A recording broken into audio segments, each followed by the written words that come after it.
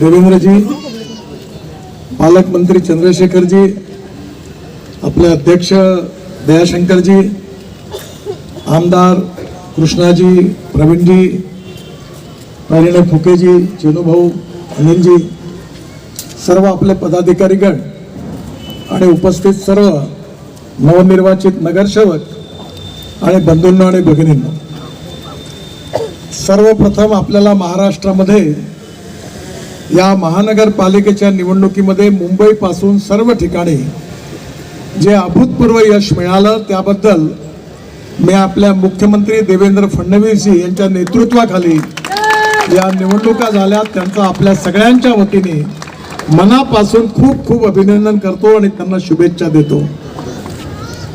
त्याचबरोबर आपल्याला नागपूर महानगरपालिकेत देखील अभूतपूर्व यश मिळालेलं आहे। या यशामध्ये आपल्या सर्व कार्यकर्त्यांनी परिश्रम केले, मेहनत केली आणि आपण गेल्या 15 वर्षापासून शहरामध्ये आपल्या नगरसेवकांनी आमदारांनी जे उत्तम कार्य केलं त्या सर्वाचा परिणाम म्हणून आपल्याला उत्तम यश मिळालेलं आहे।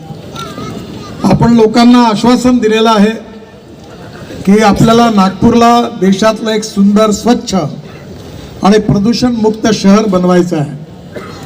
आपला जाहीरनाम्यात आपण अनेक वचनं दिलेली आहे आणि ती सगळी पूर्ण करण्याची आपली जबाबदारी आहे। जनतेचा विश्वास आणि जनतेचं प्रेम हीच आपलं सगळ्यात मोठं भांडवल आहे।